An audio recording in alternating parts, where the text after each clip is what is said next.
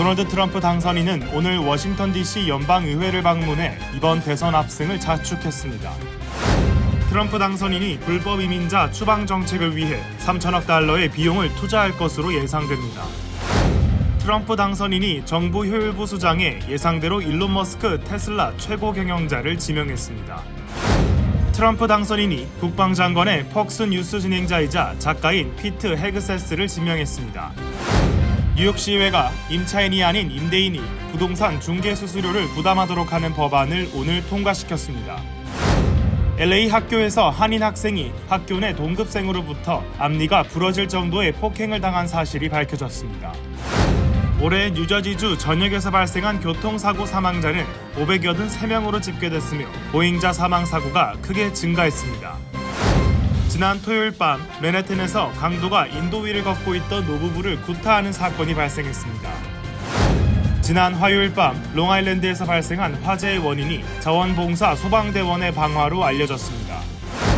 롱아일랜드의 한 보석 가게에서 불법 이주자 집단이 톱을 사용해 침입하고 전자발찌를 잘라내고 도망치는 사건이 발생했습니다. 피닉스 경찰은 지난달 발생한 수영장에 빠진 차량 안에 갇힌 운전자를 극적으로 구출하는 영상을 공개했습니다.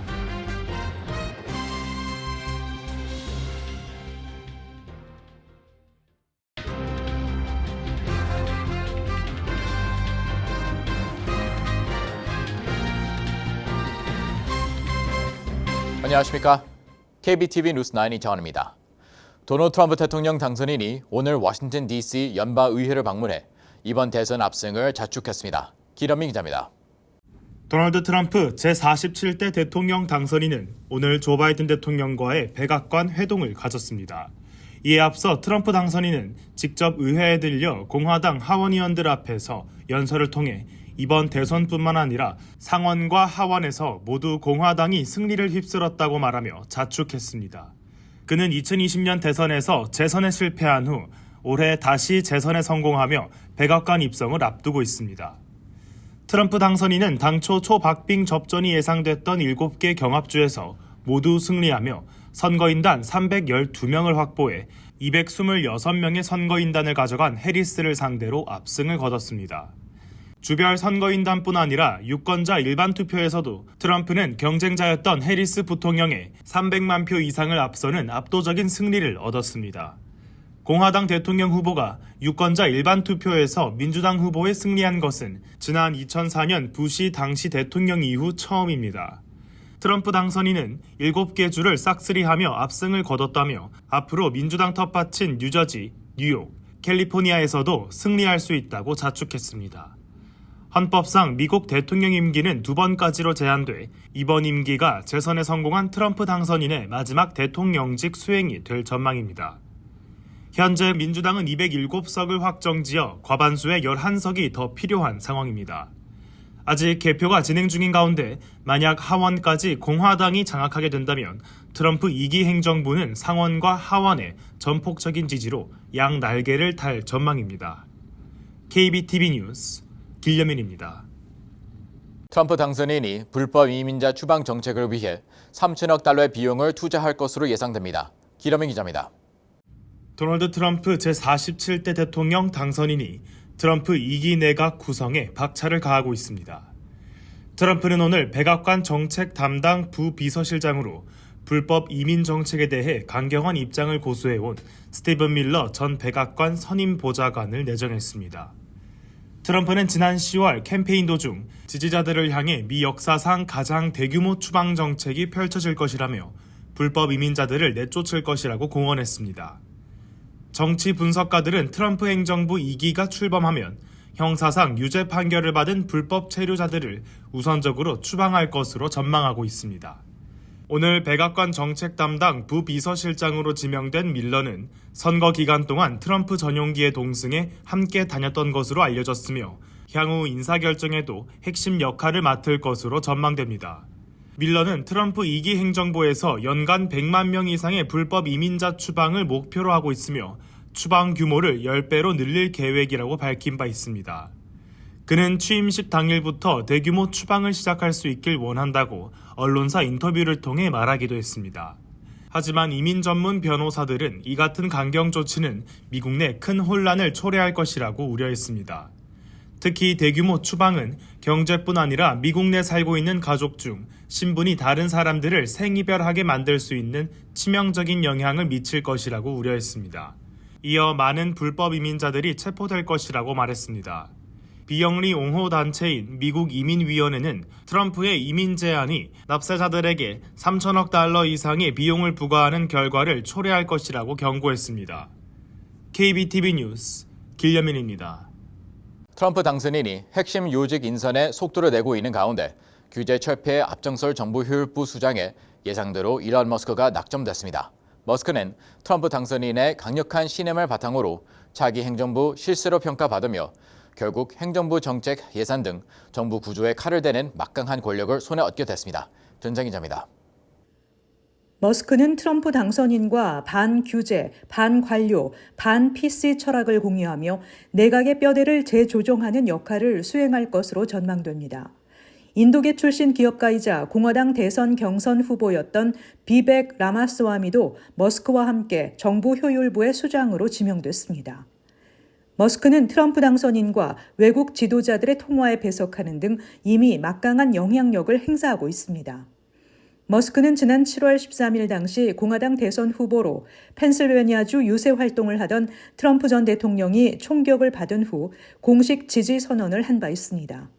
그는 트럼프 당선인의 유세에도 직접 나서며 특히 트럼프 당선인에게 막대한 정치 자금을 지원하며 그의 재정 뒷배 역할을 자임했습니다. 일론 머스크 테슬라 최고 경영자는 트럼프 당선인의 발표 직후 X에 정부 효율부의 업무와 관련한 자신의 짧은 인터뷰 영상을 끌어다 연방기관이 422개가 필요한가, 들어보지도 못한 기관이 많고 영역이 겹치는 기관도 많다고 지적한 뒤 99개이면 충분하다는 게시물을 올렸습니다. 연방기관 규모를 4분의 1 토막내는 대수술도 불사하면서 미 연방정부의 뿌리 깊은 관료주의를 혁파하겠다는 것입니다. 머스크는 잇따라 올린 게시물에서 정부를 효율화하거나 아니면 미국이 파산하거나 라고도 했습니다. 연방정부의 효율적 운영을 위한 강력한 의지를 표명한 것입니다. KBTV 뉴스 전상입니다. 트럼프 당선인이 국방장관의 폭스뉴스 진행자이자 작가인 피트 헤그레스를 지명했습니다. 이 소식은 트럼프가 국방 분야 거물을 지명할 것이라는 추측 속에서 의외라는 반응이 나오고 있는데요. 40대 영관급 예비군 장교가 발탁된 것은 파격적인 선택이었습니다. 전장 기자입니다. 트럼프 당선인은 성명을 통해 피트는 평생을 군대와 국가를 위한 전사로 보냈을 뿐 아니라 미국 우선주의의 진심인 사람이라며 그가 있는 한 우리 군대는 다시 위대해지고 미국은 절대로 물러서지 않을 것이라고 밝혔습니다. 악시오스는 다른 외교, 안보 고위직에 지명했던 인물들과 달리 TV 출연자이자 군인 출신인 헤그세스는 비개입주의적 미국 우선주의 외교 정책을 지지하는 인물이라며 놀라운 선택이라고 보도했습니다. 뉴욕타임즈는 그의 첫 임기 동안 트럼프의 지지로 북한 김정은과의 교류, 해외 주둔 미군 철수를 지지하는 등 미국 우선주의 의제를 적극적으로 옹호했다며 이번 선택은 전통적인 국방장관의 전형에서 벗어난 것이라고 했습니다. 헤그세스는 뉴스 방송에서 NBA 농구를 좋아하고 서양 대중문화를 좋아하는 김정은이 자기 사람들을 죽이는 것을 좋아하지 않을 것이라며 그는 정상화를 원할 것이고 우리가 세상을 더 안전하게 만들 수 있다면 그가 원하는 걸 주자며 트럼프와 김정은 간의 만남을 옹호한 적이 있습니다. 헤그세스는 트럼프의 열렬한 지지자로 일기 때는 보훈부 장관 후보로도 이름이 거론된 바 있습니다. 헤그세스는 미네소타주 출신으로 2003년 프린스턴대를 졸업하고 월스트리트의 투자은행인 베이스턴스에서 애널리스트로 일하다 미 육군 방위군의 보병 장교로 임관했습니다. 콴타나모 해군 기지에서 복무했고 이라크와 아프가니스탄 전쟁에 참전한 경력도 있습니다. 헤그세스는 2012년 미네소타에서 연방 상원의원에 도전했지만 실패했습니다. 이로써 트럼프 2기 외교 안보 라인 진용이 헤그세스와 마이클 와일츠, 존 래플리프 등 충성파들로 꾸려지게 됐습니다. KBTV 뉴스 전상입니다. 뉴욕시의회가 임차인이 아닌 임대인이 부동산 중개 수수료를 부담하도록 하는 법안을 오늘 통과시켰습니다. 기러미 기자입니다. 뉴욕시의회는 연간 렌트비의 약 10에서 15%에 달하는 부동산 중개 수수료를 세입자가 아닌 집주인이 부담하도록 하는 조례안에 대해 표결을 진행한 결과 집주인에게 비용을 부담케 하기로 결정했습니다. 오늘 열린 뉴욕시의회 본회의에서 공정아파트 렌트 비용 조례안 인트로 360 조례안이 표결을 통해 통과된 것입니다. 오늘 오후 진행된 표결을 통해 42대 8로 압도적인 지지를 받으며 통과됐고 조례안은 180일 내로 시행에 돌입할 예정입니다. 통상 부동산 렌트 거래를 하면 월 렌트비 $3,000일 경우 세입자 1년치 렌트비의 10에서 15%인 $5,000가량의 브로커피를 내는 것이 관행처럼 여겨져 왔습니다. 이에 세입자들은 월세에 더해 브로커 비용까지 떠안아 부담이 크다는 지적이 이어져 왔습니다. 하지만 오늘 통과된 해당 조례안으로 인해 되려 렌트비가 더 상승할 수 있다는 우려도 나오고 있습니다. 부동산 전문가들은 부동산 수수료를 집주인에게 부담시키면 결국 집주인들은 이 비용을 렌트비에 전가해 결국 렌트비 상승으로 이어져 세입자에게 또 다른 금전적 피해를 줄 수 있다는 전망입니다. 주택 부족으로 인해 뉴욕시 임대료가 상승 추세를 이어가며 세입자들의 경제적 부담이 커지는 가운데 이뤄진 오늘 표결을 통해 조례안이 통과되면서 1차적으로는 세입자들의 부담이 낮아진 듯 하지만 결국 집주인이 부담을 세입자에게 전가시킬 것이라는 우려가 나오고 있습니다. 이에 전문가들은 1차원적인 해결이 아니라 주택 공급 확대 등 실질적인 해결에 나서야 한다고 조언했습니다. KBTV 뉴스 길련민입니다.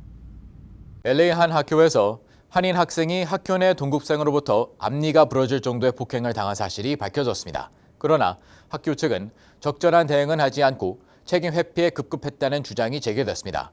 이 학교는 같은 시기 한인 학생 간 일명 몸캠 사건이 벌어진 곳으로 한인 학부모들의 불안이 고조되고 있습니다. 전상 기자입니다. 한인 학부모 A씨는 지난 5월 존 버러우 중학교에 다니는 8학년 아들이 점심시간에 한인 동급생으로부터 일방 폭행을 당했지만 학교 측은 적절한 대응을 취하지 않았다고 주장했습니다. A씨는 아이가 졸업을 앞둔 5월 중순 학교에서 전화가 왔는데 학교 측은 아이가 친구와 싸워 조금 다쳤다고 했습니다. 하지만 아이는 입과 코를 주먹으로 폭행당해 얼굴에 멍이 들고 앞니도 부러져 입에서 피가 계속 났었다는 것입니다. A씨는 가해 학생이 아이의 눈, 코, 입을 일방적으로 계속 때렸다며 학교 측에 가해 학생에 대한 신상 정보와 앞으로의 대응을 물었지만 개인정보 보호를 이유로 말해주지 않았고 가해 학생이 사과할 수도 없다고 했다며 학교 측의 대응을 비판했습니다. A씨는 이어서 졸업을 앞두고 아이를 가해 학생과 분리해 수업을 듣게 해달라고 했지만 학교 측은 거부했다고 합니다. 결국 A씨는 학교 경찰에 사건 신고를 접수했지만 학교 측은 이후 별다른 후속 조처를 하지 않았다고 전했습니다. A씨는 마음의 상처를 받은 아이를 위해 가해 학생의 사과라도 받고 싶다고 학교에 이메일을 여러 번 보냈지만 학교 측은 아이 치료비를 LA 통합교육부에 청구하라고 안내하면서 사건을 덮은 것 같다고 주장했습니다. A씨는 학교가 학생 간 폭행 사건 발생 때 제대로 된 규칙을 적용하면 좋겠다며 특히 가해 학생을 보호하려는 처사는 이해할 수 없다며 현재 학교를 상대로 소송을 준비 중이라고 밝혔습니다. 같은 시기 이 학교에서는 당시 8학년이던 한인 남학생과 여학생이 다른 한인 남학생의 몸캠 사진을 친구들 소셜미디어에 유포하거나 직접 보여준 사실이 발각된 바 있습니다. KBTV 뉴스 전상입니다. 올 들어 현재까지 뉴저지주 전역에서 발생한 교통사고 사망자는 583명으로 집계됐습니다. 특히 지난해보다 보행자 사망자가 크게 증가한 것으로 나타났습니다. 한인 밀집 지역인 버긴 카운티에서도 교통사고 사망자 중 43%가 보행자 사망으로 나타나 각별한 주의가 요구되고 있습니다. 전상 기자입니다.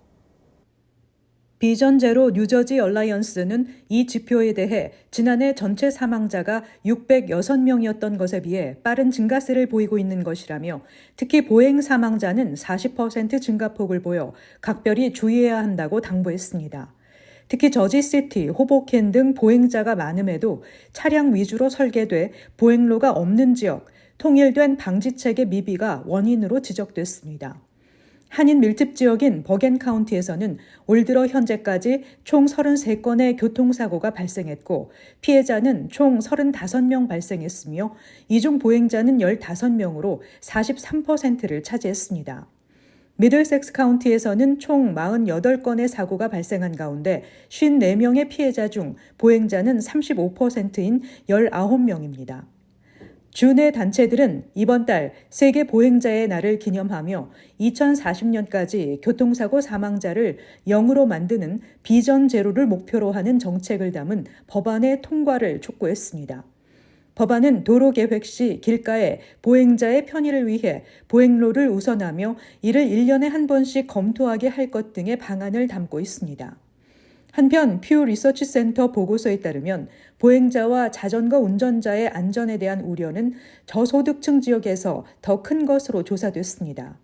보고서는 저소득층 지역의 경우 보행자 사망률이 더 높은데 그 이유는 차량 없이 이동하는 이들이 어두운 도로를 걷거나 보행로로 갈 수밖에 없기 때문이라고 지적했습니다. KBTV 뉴스 전상입니다. 지난 토요일 밤 맨하튼에서 강도가 인도 위를 걷던 노부부를 구타하는 사건이 발생했습니다. 경찰은 CCTV 영상을 공개했습니다. 기러민 기자입니다. 경찰에 따르면 지난 토요일 밤 맨해튼 인도 위를 걷던 한 노부부가 상의를 입지 않은 강도에 구타를 당하는 사건이 발생했다고 전했습니다. 소식통에 따르면 75세 남성과 70세 여성은 오후 10시 25분경 미드타운의 웨스트 44번가를 걷던 중 신원 미상의 남성이 여성을 바닥에 밀친 후 지갑을 빼앗으려 했습니다. 그는 남성의 얼굴을 여러 차례 때린 후 셔츠를 찢고 빈손으로 도주한 것으로 알려졌습니다. 당국은 용의자가 폭행 후 거리를 질주하는 영상을 공개했습니다. 피해 여성은 코, 팔꿈치, 목 통증을 겪고 있으며 남성은 눈과 얼굴에 심각한 부상을 입었다고 NYPD는 밝혔습니다. KBTV 뉴스 길레민입니다. 지난 화요일 밤 롱아일랜드 매플타운에서 발생한 화재 원인이 자원봉사 소방대원의 방어로 알려지면서 충격이 일고 있습니다. 기러민 기자입니다. 브룩헤이븐 타운의 관리자에 의하면 방화를 저지른 서포 카운티의 자원봉사 소방대원은 20세 남성 조나선 퀼즈이며 매드포드 소방국에 소속된 소방대원이라고 전했습니다. 경찰에 의하면 어제 오후 퀼즈는 마운트 버넌 애비뉴의 나무가 우거진 지역에 의도적으로 불을 질렀다고 전했습니다. 그로 인해 불은 12 파인즈 파크 지역으로 퍼졌으며 소방대원들은 오늘 오전에 투입돼 진압을 했습니다. 매드포드 소방국에 따르면 퀼즈의 전적을 조사했고 그 결과 그가 방화를 하는 성향이 있다는 어떠한 정황도 발견되지 않았다고 전했습니다. 또한 사건은 서포 카운티 경찰국 방화팀에서 조사 중이라고 전해졌습니다. KBTV 뉴스 길레민입니다. 뉴욕주 롱아일랜드 한 보석 가게에 불법 이주자 집단이 톱을 사용해 침입하는 사건이 발생했으며 체포된 이후에도 톱을 이용해 전자발찌를 잘라내고 도망쳤다고 경찰이 밝혔습니다. 6명의 범죄자들은 모두 불법 체류자들로 미국 전역에서 캘리포니아, 콜로라도, 뉴욕을 오가며 활동하는 남미 절도 그룹이라는 범죄 집단의 일원이라고 알려졌습니다. 최슈 기자입니다. 롱아일랜드의 한 보석 가게에 불법 이주자 집단이 톱을 사용해 침입했으며 체포된 이후에도 다시 그 톱을 이용해 전자발찌를 잘라내고 도망친 사건이 발생했습니다.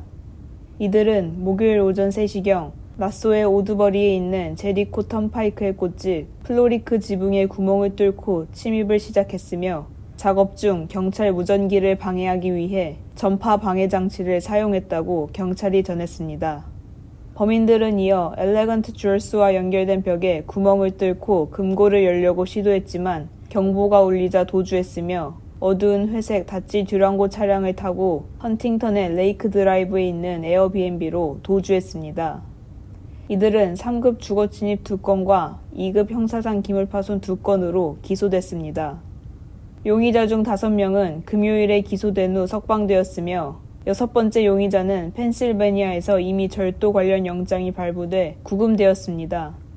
그러나 풀려난 5명 중 2명은 그날 전자발찌를 착용하러 오지 않았고 착용한 3명 또한 곧바로 톱을 이용해 이를 제거한 후 도주했습니다.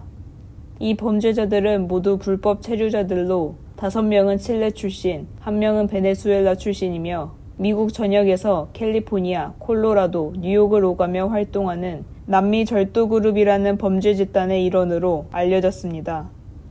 KBTV 뉴스 최시우입니다.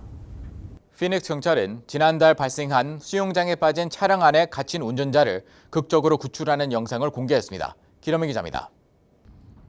지난달 할로윈 새벽 2시경 한 목격자가 거주지의 수영장에 차가 빠져 운전자가 갇힌 것을 피닉스 경찰국에 신고했습니다. 현장 대응 경찰이 도착해 수영장에 뛰어들어 차 지붕 위로 올라가 선루프를 철 막대기로 때려 부수는 장면이 바디캠에 포착됐습니다. 경관이 선루프를 부수자마자 노란 워커맨 조끼 코스튬을 입은 남성이 기다렸다는 듯 머리를 빼고 차량 위로 빠져나왔습니다. 경찰은 안에 다른 동승자가 남아있냐고 물었고 운전자는 힘겹게 자기 혼자뿐이라고 말했습니다. 이후 구출된 남성은 부상은 없었지만 검사를 위해 병원으로 이송됐습니다. KBTV 뉴스 길려민입니다. 소비자 물가 상승률이 10월 들어 둔화세를 멈춘 것으로 나타났습니다. 노동부는 소비자 물가 지수가 지난해 같은 기간보다 2.6% 상승했다고 밝혔습니다. 이는 9월과 비교해 0.2%포인트 상승한 것입니다. 소비자 물가가 연간 상승률 기준으로 둔화세를 멈추고 반등한 것은 지난 3월 이후 7개월 만에 처음입니다. 주거비 가격이 전월에 비해 0.4% 올라 전체 물가지수 상승의 절반 이상을 차지했다고 노동부는 설명했습니다.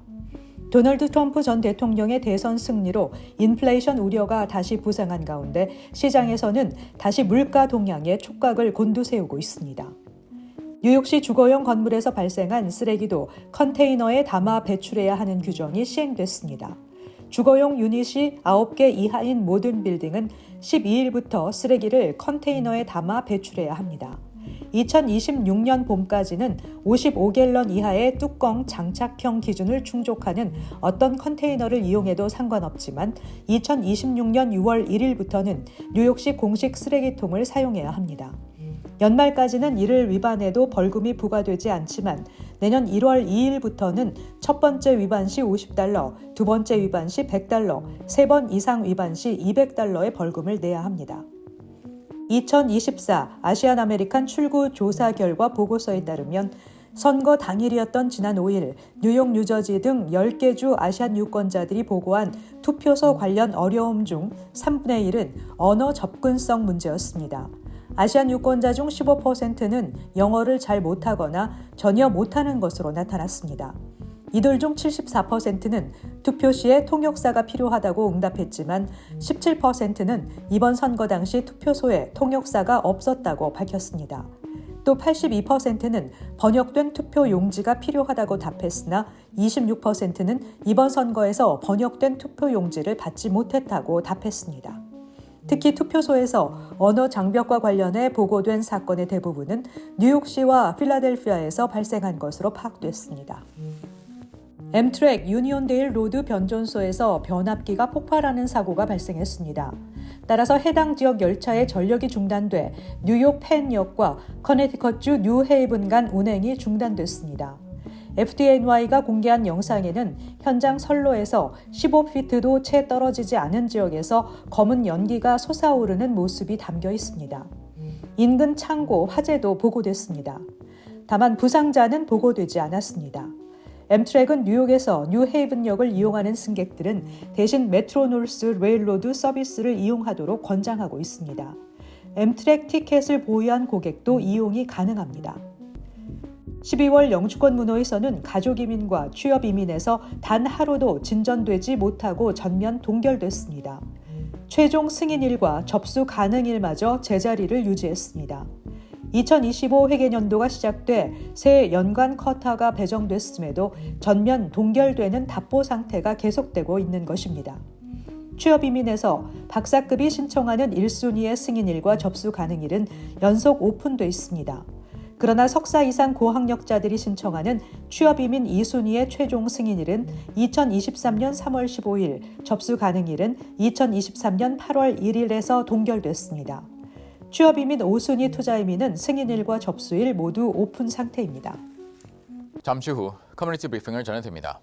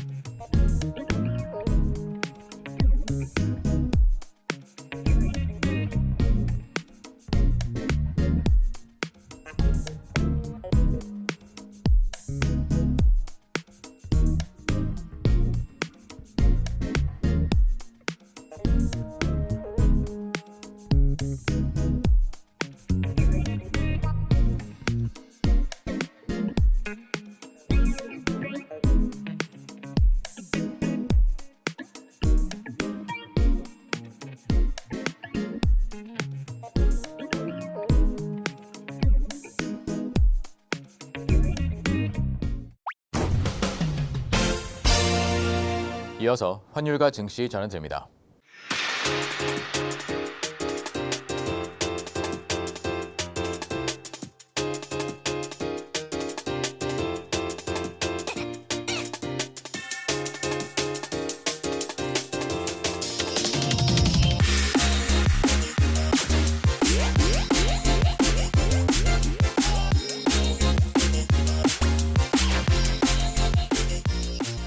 잠시 후 뉴욕과 뉴저지 날씨 전해드립니다.